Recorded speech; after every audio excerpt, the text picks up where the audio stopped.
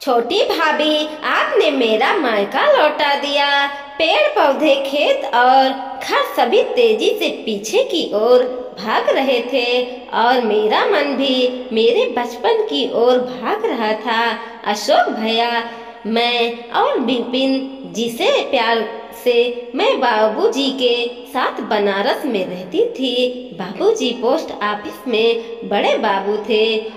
एक घरेलू महिला तैनी घर था हमारा बनारस में। कमाई तो ज्यादा नहीं थी बाबूजी की, लेकिन प्रेम बेहिसाब था। तीनों भाइयां बहन संग संग खेलते बड़े हो रहे थे। बहुत मेहनत से बाबूजी और माँ ने हम तीनों भाई बहन को पढ़ाया लिखाया था। अशोक भैया की नौकरी बैंक में लग गई। अच्छी नौकरी थी। रिश्ते भी बड़े बड़े घर से आने लगे। सब देख सुन के रितु भाभी का परिवार पसंद आ गया सबको। भाभी भी देखने में सुंदर और पढ़ी लिखी थी। शादी हो गई। मायका समृद्धि था। भाभी का खूब दहेज मिला। साथ में भाभी का सामान भी एक से बढ़ के एक था। इतनी सुंदर गहने, कपड़े, मेकअप का सामान देखा मेरी आंखें फटी रह जाती। उम्र भी ऐसी ही थी कि मन आकर्षित हो जाता। एक दिन भाभी के कमरे में ना पाके उसकी लिपस्टिक लगाने लगी। तभी भाभी ने देख लिया और घर में हंगामा मचा दिया। खबरदार, जो मेरे सामान को हाथ भी लगाया, कभी देखा ही है ऐसे ब्रांडेड मेकअप के सामान को। आंखें दिखती भाभी मुझे पे बरस पड़ी और माँ ने अपनी कसम दी। मुझे चुप करा दिया।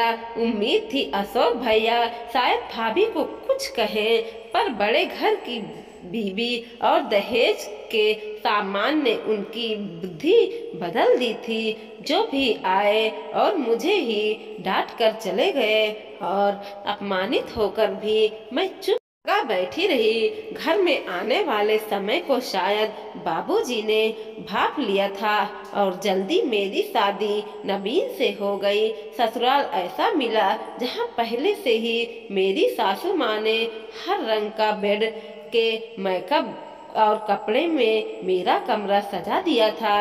इधर मैं विदा हुई और साल लग गए। लगते लगते माँ बाबूजी भी एक एक कर चले गए। अशोक भैया तो भाभी के पल्लू से पहले ही बंध गए थे और भाभी ने भी मुझसे कोई संबंध रखना उचित नहीं समझा। मेरा मायका अब खत्म हो चुका था, फिर भी हर तीज त्योहार में मायके के यादों की टीस उठाती और दबा भी जाती। कुछ साल बाद बीनू की नौकरी भी लग गई और आपने साथ काम करने वाली एक लड़की से उसकी कोर्ट मैरिज कर लिया। करता भी क्या, कोई बड़ा था भी नहीं जो उसे घोड़ी चढ़ाता।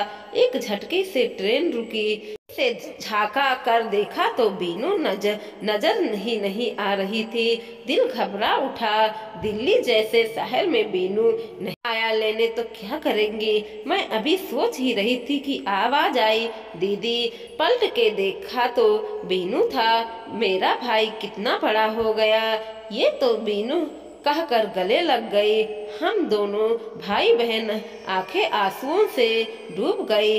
हम दोनों की दीदी सामान उठा, हम घर की ओर चल दिए। दरवाजे रितु ने खोला। मेरे बीनू की पत्नी गुलाबी सूट में बड़ी बड़ी आंखें और मुस्कुराता चेहरा झट से मेरे पैर छू गले लग गई, जैसे बरसों से जानती हो। मैंने बीनू को देखा तो भी मुस्कुरा रहा था। सफर कैसा था दीदी? बढ़िया था रितु, कोई परेशानी नहीं हुई। मैंने कहा, नहा धोकर आई तो खाना तैयार था। देखो दीदी, सब कुछ तुम्हारे पसंद का बना है आज। ये देखो, दही बड़े भी बने हैं। रितु ने याद है माँ बनाया करती थी और आप चुपके चुपके कितना खा जाती थी। उत्साह से बीनू बोलता जा रहा था।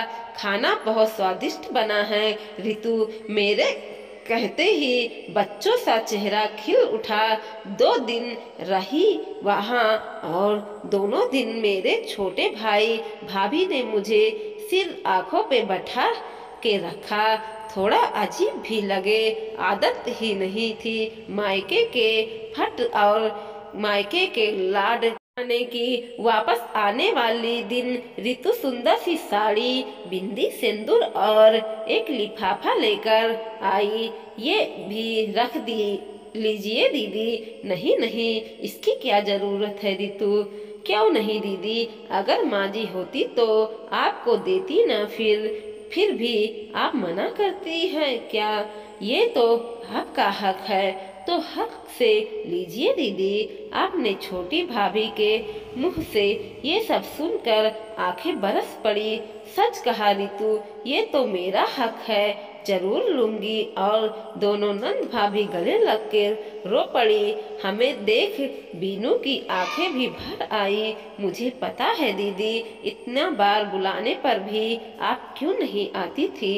लेकिन दीदी, सारी भाभियां एक जैसी नहीं होती।